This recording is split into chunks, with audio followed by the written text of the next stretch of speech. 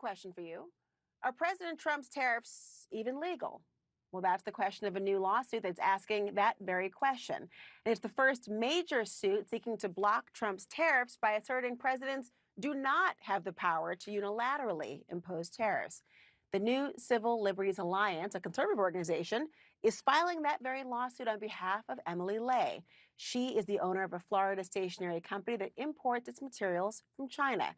Now, she says these tariffs, quote, will be the end of many American dreams.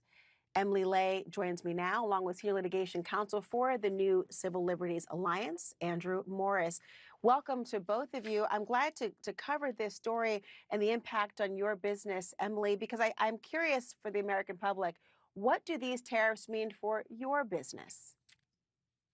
I will tell you that these tariffs for businesses like mine are absolutely catastrophic. I am facing either raising prices, cutting staff, or closing doors.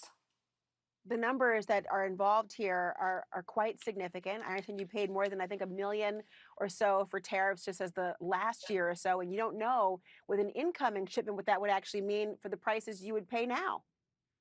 That's very true. The entire process has been so chaotic. With a small team of 9 women, all based here in America, we are doing our very best to stay on top of things. But last we heard, we could be facing a 104% tariff, which would be just absolutely devastating to the work that we do, the charitable contributions that we make, the people that we pay. It's really scary. Well, Andrew, on this front, I mean, you're challenging a law, a 1977 law that Trump is actually invoking to implement these very tariffs. It gives the president the authority to take emergency actions against what they call foreign threats. But you say that presidents cannot impose tariffs under this particular law. Explain why you believe so. That's right, Laura. These tariffs that are so devastating to Emily's business and so many other businesses, the president imposed by invoking this law, this 1977 emergency law, which does not authorize any tariffs at all. The law has nothing to do with tariffs. That's the problem. That's why it's unlawful. There are tariff laws that Congress has passed that set the terms, set the ground rules for imposing tariffs, and they limit what the president can do. The president ignored those laws and cited this emergency law. And this emergency law will sound familiar. It permits presidents to respond to foreign threats by doing things like sanctioning hostile countries, imposing economic sanctions, freezing assets of a hostile foreign government, a terrorist group. It does not authorize presidents to respond to foreign threats by imposing tariffs on the American people. The statute doesn't refer to tariffs, so it's unlawful. So the tariffs are unlawful.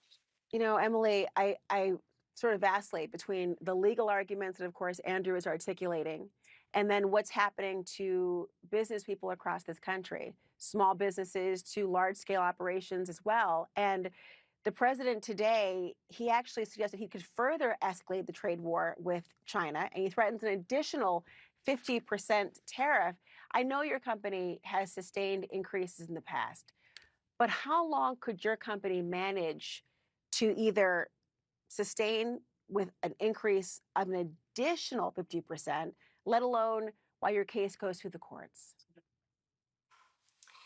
That's a great question. I will tell you that I will not go down without a fight. This is my American dream. I started in my guest room in 2008 with an idea of my own imagination, found fantastic manufacturers to work with overseas after making our products here in the States for a price that was not profitable. Our business could not withstand this very long. I will put it that way. But I will also say that I will be here fighting every second until the very end because it means that much to me.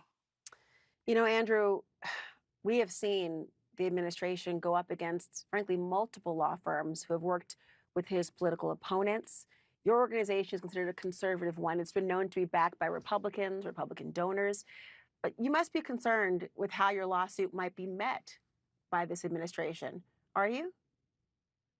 Well, I would say that the easiest answer, Laura, is that we filed this lawsuit on Friday, and that kind of speaks for itself.